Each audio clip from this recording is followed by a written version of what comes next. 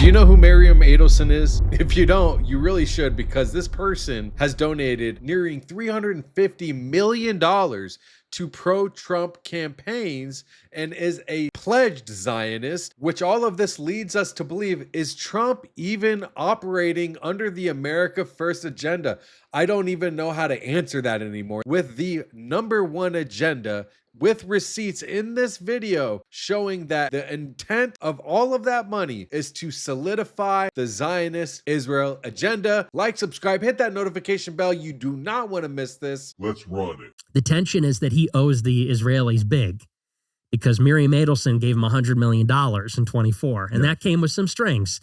And I'm sure there were other deals that were made. Many other Zionists gave him money. And look, let's be honest. After October 7th, many of Zionist donors, Democrats and Republicans, rallied behind Trump, some even reluctantly, when he won the primary in 2024, because they expected he would be more pro-Israel than a Democrat administration. So even these big Democrat donors like Bill Ackman, Jacob Hellberg, they given millions to Democrats in the past. After October 7th, they were Republican for that reason alone. So there's this tension. And of course, there's this tension inside the administration. So you've got these neocon guys like Mike Waltz, who was the national security advisor. He was literally working with Netanyahu. Wow. He was using a encrypted messaging app for communication with the Israeli government in cabinet meetings. When was that? This was in March, April, and May. He got fired earlier this month.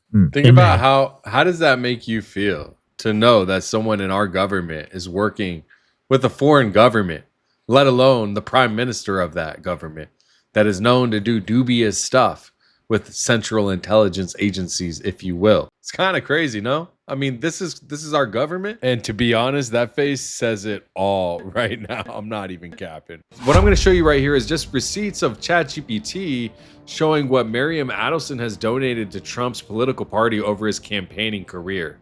How much money has Adelson given Trump over the lifetime of his political career? Well, we know 2024 campaign, Miriam Adelson donated $106 million to Trump's 2024 campaign, making her the third largest donor that cycle, which also John Paulson was another one doing over 100 million, I think 50 to 100 million. Also, she gave 95 million to the Preserve American PAC, a pro-Trump super PAC in the third quarter of 2024. To the Adelson's advocacy and funding, right-wing Israel politics, she and her late husband Sheldon were staunch supporters of Benjamin Netanyahu and Likud. They opposed a two-state solution, funding campaigns and think tanks that argue Israel must retain control over disputed territories. So she funds American politicians who align with strong pro-Israel stances, Trump being the most notable, but also GOP broadly. She bankrolls media outlets and PACs that push against critics of Israel and amplify pro-Israel narratives. She has opposed any mainstreaming of groups like BDS, boycott, divestment sanctions,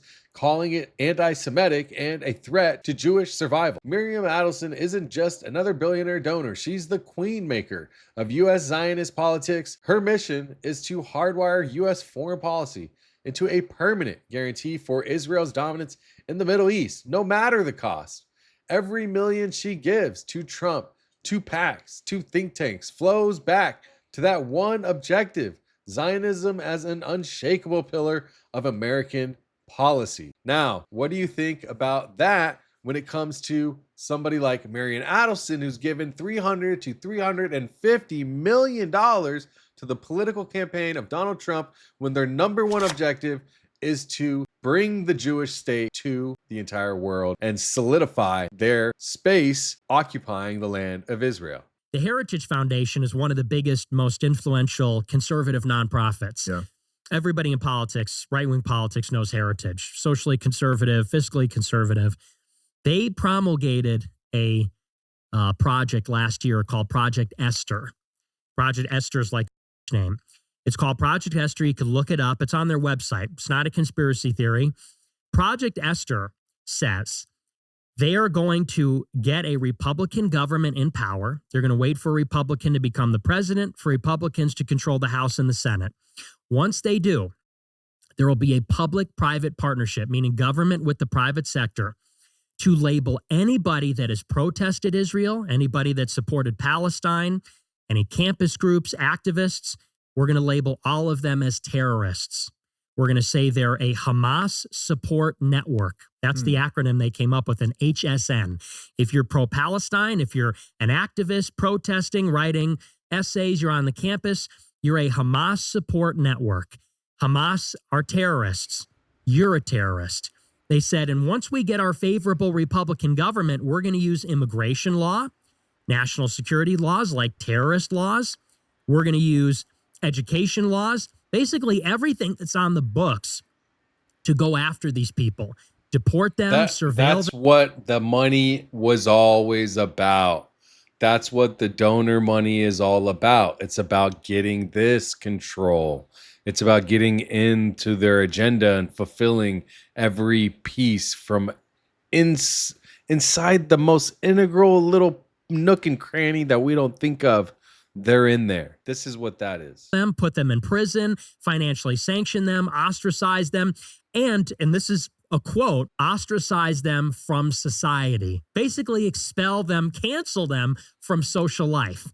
Now that President Trump is in office with a Republican majority in the House and the Senate, with Zionists at HHS, at the Department of Education, at DHS, at the State Department, Zionists in the White House, they're executing that project to a letter. The New York Times did a report. They said the Trump administration is implementing 50% of the policies prescribed in Project Esther.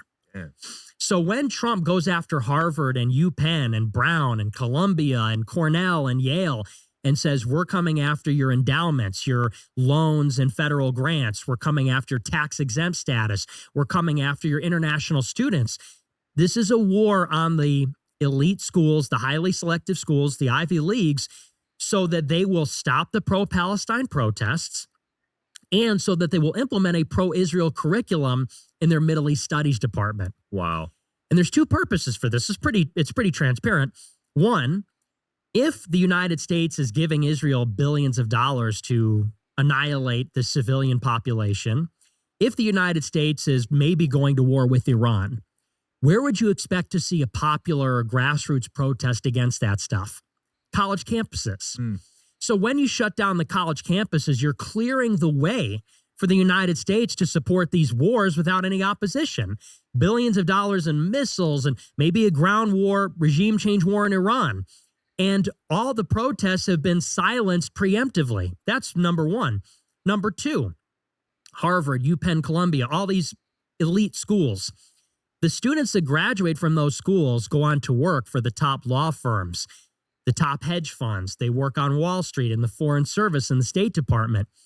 If the Middle East Studies departments at these schools are teaching that Israel is genociding Palestine, guess who's running the State Department in a generation? People that aren't very sympathetic to Israel. Same thing with Wall Street. Same thing with every other elite institution. I mean, these schools are elite-making institutions. So they want to make sure the curriculum is pro-Israel so that the elites are pro-Israel, so that every generation of students that goes into the highest levels of society, they see it exactly one way. So Trump's war on the universities, I don't support this at all. I think it's an attack on civil society.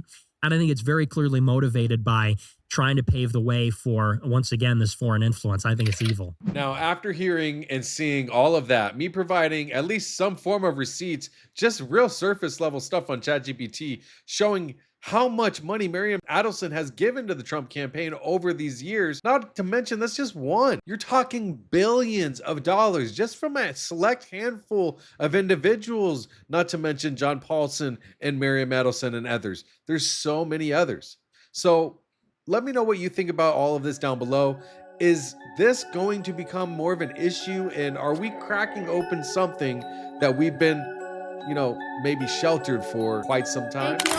They call me Danks on lock. Yeah.